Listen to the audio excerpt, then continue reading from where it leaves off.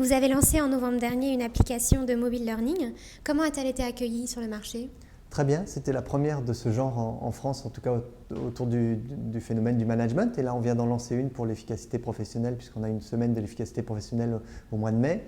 Elle a été très buzzée, voilà, donc à la fois par des clients bien sûr, et aussi par des confrères et par nos salariés aussi. Elle a eu plusieurs atouts. Déjà, c'était vraiment dans la droite lignée de nos innovations. En France, c'est assez récent, c'est plus récent en tout cas. C'est un mode de fonctionnement qui est très adapté à la mobilité des managers d'aujourd'hui. Donc, quand on parle de management, c'est vraiment très riche de leur offrir des possibilités dans des interstices de temps qu'ils ont de transport multiples pour compléter un discours, pour se renforcer sur une compétence. Donc, c'est quelque chose de très ludique. On a des quiz, des vidéos, des cas sur table, enfin des cas sur table, des cas sur mobile, mais des études de cas, des compléments d'articles aussi, qui nous permettent d'ancrer une compétence ou de préparer au mieux sa formation. Alors vous savez que l'arrivée des nouvelles technologies a bouleversé le secteur de la formation professionnelle. De votre côté, sur quelle modalité d'apprentissage vous souhaitez miser ?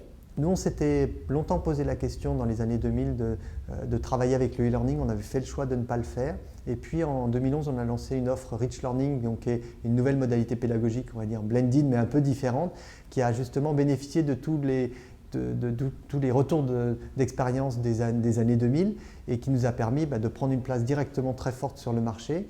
Et le Rich Learning, c'est vraiment, je trouve, la synthèse ou une sorte de symbiose entre ces modalités pédagogiques nouvelles, les nouvelles technologies, ce qu'on appelle le Web 2.0 qui permet de nouvelles choses, l'accès aux ordinateurs ou aux smartphones dont on parlait à l'instant pour les gens. Et puis, ça change la pratique de la formation puisque la formation rentre un peu dans le quotidien du participant au lieu d'un participant qui se retrouve dans une salle de formation, donc dans un quotidien qui n'est pas le sien.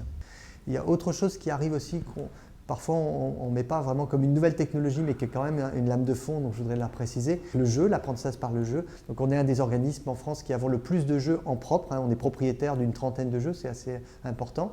Et le jeu permet un apprentissage décalé très intéressant. Donc quand on parle de nouvelles modalités d'apprentissage, par exemple, le jeu, par opposition ou par différence avec une conférence top-down, est une nouvelle modalité pédagogique qui permet d'ancrer des connaissances ou des compétences et des pratiques en tout cas de façon différente. Quelles nouvelles thématiques de formation vont apparaître dans votre catalogue d'ici la fin de l'année ? En termes pédagogiques, on va continuer notre travail d'innovation pédagogique centré sur le stagiaire. On n'est pas là pour faire de la fioriture, on est vraiment là pour faire quelque chose qui aide le stagiaire à mieux apprendre, à apprendre plus vite, à apprendre de façon plus approfondie ou avec une rémanence, avec un apprentissage qui soit plus solide sur la durée. Voilà, donc ça, c'est un premier point. Après, il est certain qu'en management et en efficacité professionnelle, qui sont deux de nos fers de lance, on a systématiquement des innovations, des nouveaux produits qui arrivent. Donc on remet aussi très régulièrement les formations au goût du jour. Donc, par exemple, en management transversal, on l'a fait très récemment.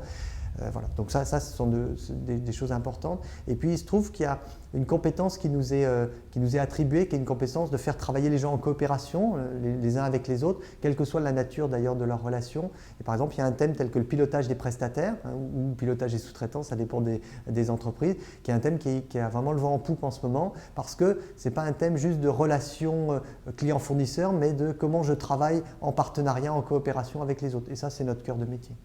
Est-ce que, selon vous, les MOOC constituent une menace pour un organisme comme le vôtre ? Une opportunité plutôt. Pourquoi une menace ? Toute innovation ou toute nouveauté crée des espaces et donc crée des opportunités. C'est une nouvelle modalité pour moi, donc ça offre une opportunité. Je pense qu'on touche aussi des gens qui ne viendraient pas forcément en formation traditionnelle. Donc ça, c'est quelque chose qui ouvre un marché. Voilà. Il y a 10% des gens qui suivent les MOOC en France, dans l'espace francophone, qui ne sont pas géographiquement basés en France, qui sont notamment en Afrique. Donc ces gens-là, de toute façon, avec nos modalités pédagogiques classiques, on ne pourrait pas les toucher. Ils ont droit à de la formation et de l'apprentissage comme les autres. Donc ça, c'est quelque chose aussi qui est intéressant. Et puis à nouveau, dans la dynamique qui est celle d'apprendre autrement et de faire en sorte que nos propres formateurs, nos intervenants apprennent autrement, le MOOC est une formidable opportunité.